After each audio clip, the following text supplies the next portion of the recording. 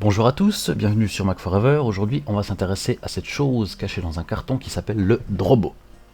Avant de parler du contenu du carton, il faut que je vous parle un petit peu du RAID. Le RAID consiste à répartir automatiquement ces fichiers sur plusieurs disques durs afin d'éviter toute perte de données en cas de panne matérielle d'un des disques. Le Drobo est donc un boîtier contenant plusieurs disques durs qui utilise un système proche du RAID pour sécuriser vos fichiers.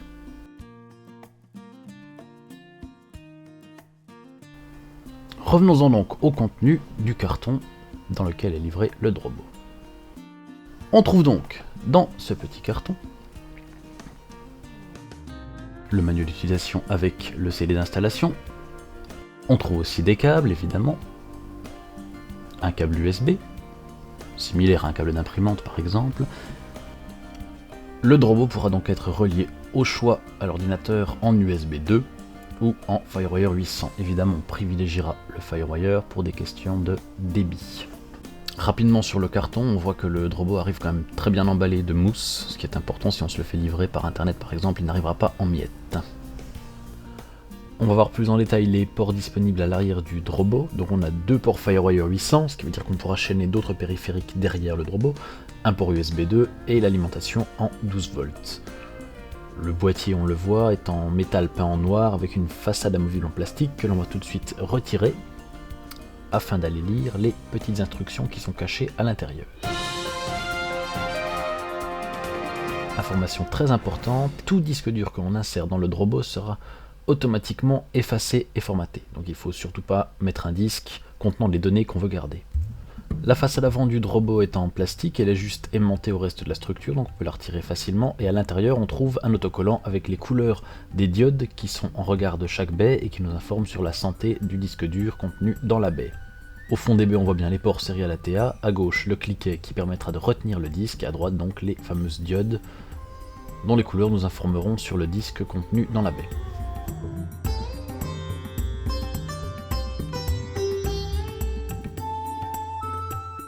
Après avoir détaillé l'extérieur du Drobo et ses accessoires, on peut passer au contenu du CD fourni, autrement dit les logiciels. Le CD-ROM contient différentes choses, un installeur de Flash Player on s'en fiche un peu, la documentation, dans laquelle on retrouve le PDF du guide qu'on avait détaillé au début dans les accessoires fournis, et une petite application Flash qui s'appelle Say Hello to Drobo, qui contient une fois de plus la documentation et l'installeur du programme qui s'appelle Drobo Dashboard. Le programme demande un mot de passe administrateur, on lui donne évidemment. Et l'installation va commencer. On parcourt rapidement le contrat de licence, avec lequel on est bien sûr d'accord. On peut choisir de désinstaller si on l'a déjà installé, ou de l'installer, ce qu'on va faire tout de suite. On s'enregistrera plus tard sur le site de Drobo. Le logiciel nous demande d'éjecter si on a un Drobo qui est déjà connecté, donc il faut installer d'abord le logiciel avant de connecter le Drobo. Là je ne l'ai pas encore branché, donc on continue. L'installation commence. Comme c'est un peu long, on va voler une transition à George Lucas. Et nous voilà à la fin de l'installation. On peut rebrancher le Drobo si on l'avait débranché, moi je ne l'ai toujours pas branché. Et à la fin de l'installation, il nous lance automatiquement cette application qui s'appelle Drobo Dashboard, qui contrairement à ce que son nom indique n'a rien à voir avec un widget, c'est une vraie application. Avec, vous allez le voir, une aide intégrée dont le look n'est pas sans rappeler un mauvais portage Windows et assez éloigné des interfaces Mac dont on a l'habitude. Là on est dans le dossier qu'il a créé dans mon dossier application, il a donc créé un dossier Drobo Dashboard qui contient deux dossiers vides pour l'instant, support et update, et un log d'installation, donc de l'installation qui vient d'avoir lieu, qui nous informe que l'installeur a placé dans mon dossier système des extensions SCSI, ce qui est un peu surprenant, puisqu'on sait que le Drobo n'est que USB FireWire et que la connectique interne est en serial ATA, donc pas du tout de SCSI. Enfin maintenant tout est installé, on peut passer à la suite.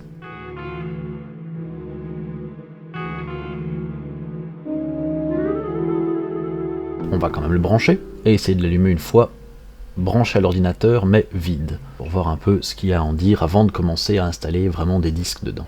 Je le branche donc en FireWire, je branche l'alimentation, instantanément le ventilateur tourne puisqu'il n'y a pas de bouton d'alimentation. Dès qu'il est alimenté, il s'allume, c'est un bien joli son et lumière, puisqu'il y a le bruit du ventilateur et des petites diodes partout, en bas des diodes bleues, sur le côté des diodes rouges, et la séquence de boot qui n'est pas sans rappeler un épisode de K2000 avec ses petites lumières.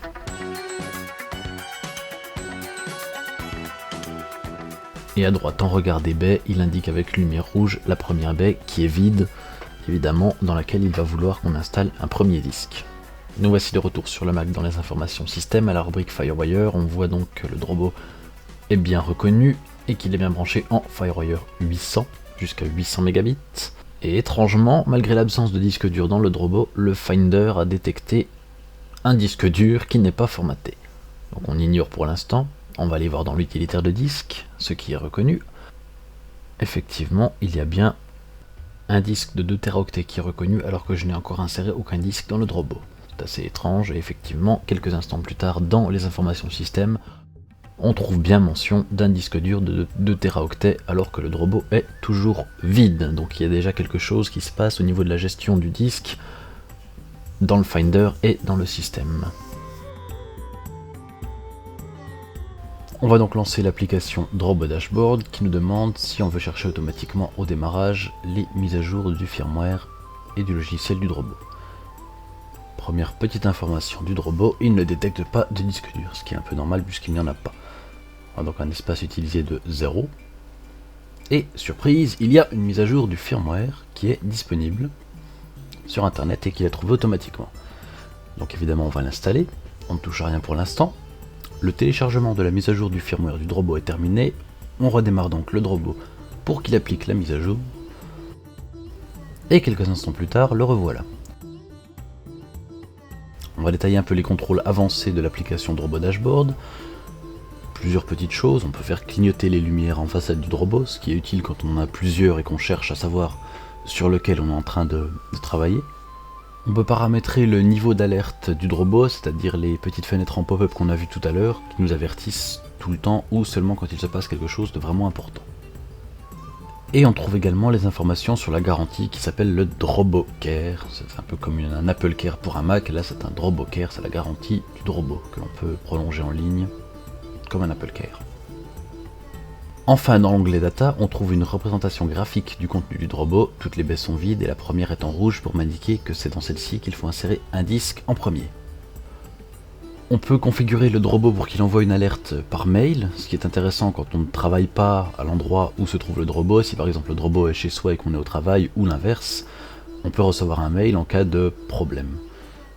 Si par exemple un des disques vient tomber en panne et qu'on n'est pas à côté du Drobo, il peut nous envoyer un mail. Donc là j'ai fait un test, j'ai bien reçu un mail de drobo@mac.com qui m'envoie une alerte me disant qu'il ne peut pas protéger mes données, ce qui est logique puisque pour l'instant il est toujours vide. Donc l'alerte par mail, ça fonctionne. On reçoit un mail dès que le Drobo a un problème ou quelque chose à nous dire. On va donc enfin l'éteindre pour commencer à le remplir de disques durs.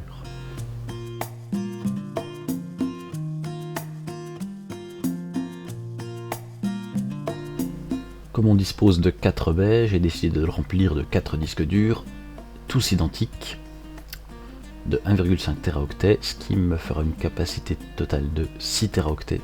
Théorique, on verra qu'il y en a nettement moins utilisé pour la protection des données. Là encore c'est très simple, on repère le sens, on insère le disque dans la baie jusqu'au fond, le petit cliquet se met en place et c'est tout.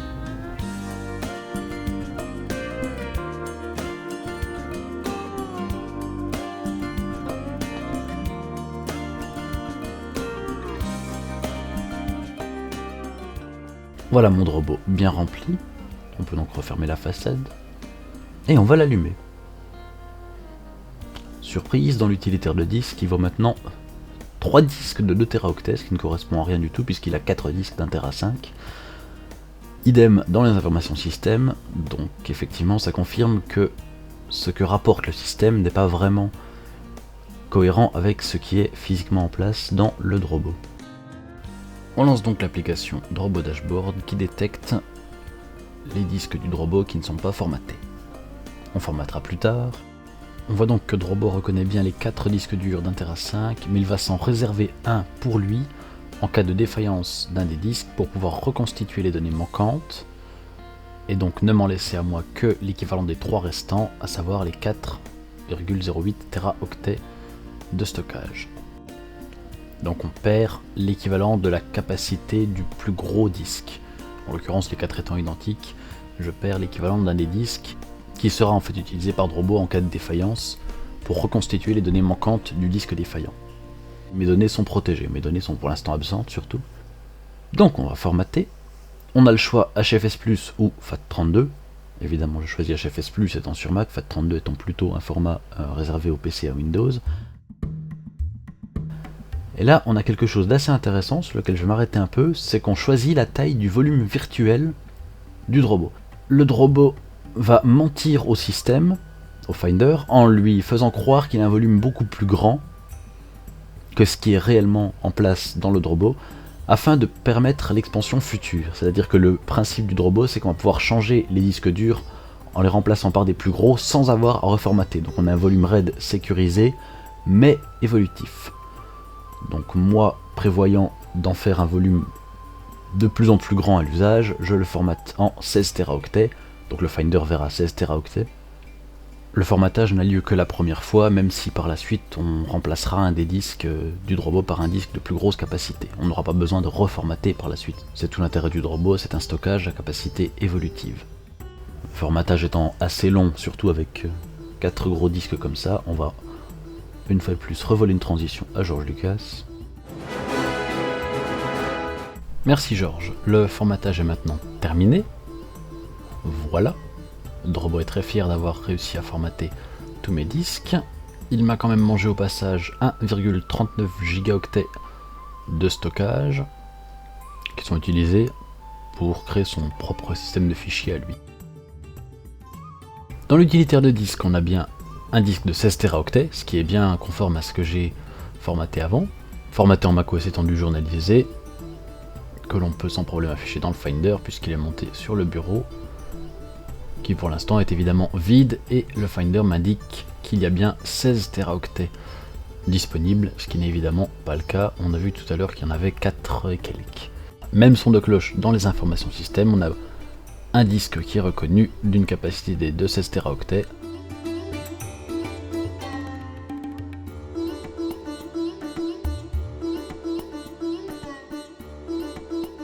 On va donc pouvoir commencer à faire des tests du volume en lui-même, en y copiant au hasard les podcasts de Mac Forever, 40 éléments, 3,42 gigaoctets, que l'on copie de mon disque interne vers le Drobo. Le Finder nous indique environ 2 minutes de copie pour ces 3,42 gigas. Petit coup d'œil sous le capot du moteur dans le moniteur d'activité pour étudier un peu le débit, le taux de transfert. On est autour de 30 mégaoctets par seconde, légèrement supérieur à 30 mégaoctets par seconde, ce qui est, il faut être honnête, assez décevant, surtout pour un volume RAID composé de plusieurs disques durs. On retrouve là aussi notre fameux volume de 16 Teraoctets de données, qui est donc quasiment vide. Et quand on repasse dans le Finder, on constate bien que les fichiers sont en train d'être créés sur le volume Drobo, donc la copie est bien en train d'avoir lieu, les fichiers se créent, tout fonctionne bien, même si le débit n'est pas vraiment satisfaisant.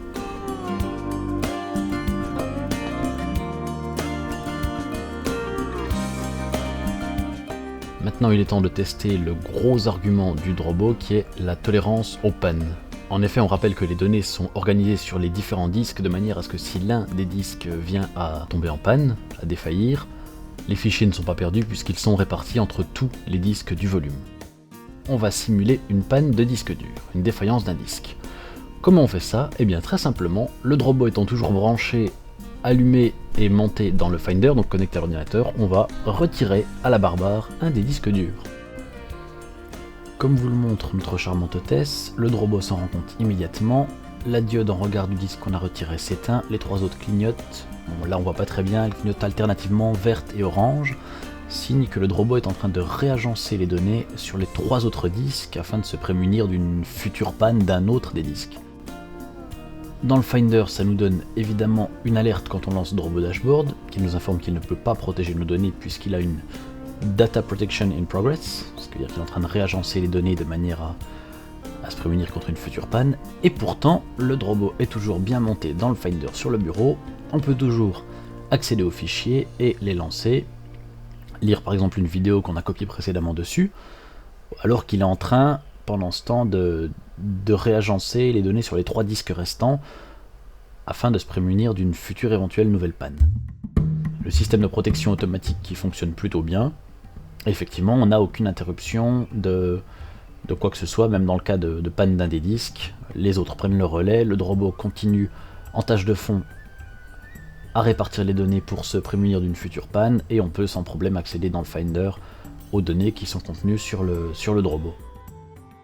L'application Drobo Dashboard nous indique donc bien qu'il est en train de protéger les données, et on le voit également sur la représentation graphique du Drobo. Les 3 restants clignotent jaune et vert.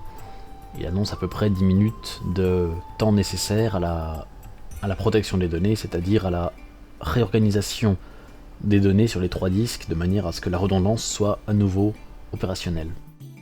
Pendant tout le temps de la reconstruction de la sécurisation des données, il faut évidemment surtout pas retirer un disque, ni qu'il y en ait un autre qui tombe en panne. Bon, c'est quand même assez rare dans les 10 minutes où un disque vient de tomber en panne, qu'un second disque tombe en panne. Mais en tout cas, il ne faut pas en retirer un, il faut attendre qu'il ait fini de répartir à nouveau les données sur les disques restants pour assurer la protection et pouvoir en retirer un deuxième. On va pas attendre la fin, je lui remets son disque.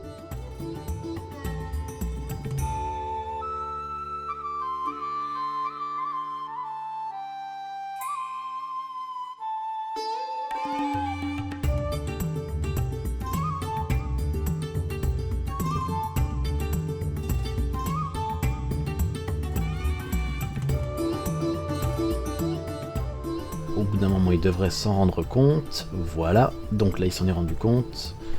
La diode est repassée au vert. Les 4 diodes clignotent maintenant. Il est en train de répartir à nouveau les données, mais cette fois-ci sur les 4 disques. Et on le voit donc dans le logiciel Drobo Dashboard. Il redétecte bien le disque. On le voit déjà sur la représentation graphique. Et il va donc, avec cette nouvelle information, avec ce nouveau disque, commencer à reconstruire, à réagencer différemment les données, pour qu'elles soient à nouveau protégées sur les 4 disques et qu'on retrouve un peu plus d'espace. Ça va beaucoup plus vite que précédemment puisque ce disque dur lui a déjà servi, donc l'agencement des données lui prend beaucoup moins de temps. Il n'annonce plus qu'1 minute nécessaire à la protection des données.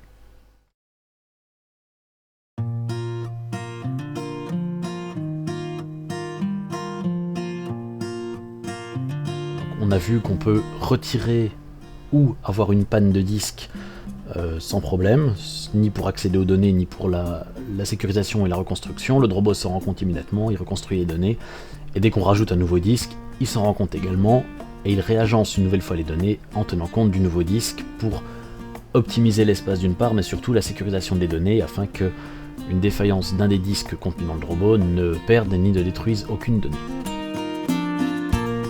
Voilà, ce test du Drobo touche maintenant à sa fin. On peut dire que c'est un boîtier qui se destinera plutôt à des environnements où la sécurisation des données et la capacité à étendre la taille d'un volume est plus importante que les performances, puisqu'on l'a vu, les performances sont, on va dire, pas terribles. Pourvu du temps nécessaire à l'allumage du Drobo, on peut aussi dire qu'on n'est vraiment pas dans une configuration type clé USB où on branche, on fait une copie, on débranche rapidement. Déjà le boîtier est assez imposant et assez lourd, il met du temps à s'allumer, il faut tout brancher. Donc c'est plutôt destiné à un usage vraiment sédentaire, de sauvegarde ponctuelle. Voilà, j'espère que ce court ou long test, selon la version que vous avez choisie, vous a intéressé. Et si vous avez des questions, vous pouvez les poser dans les réactions en dessous de cet article. Et j'essaierai d'y répondre. Voilà, à bientôt!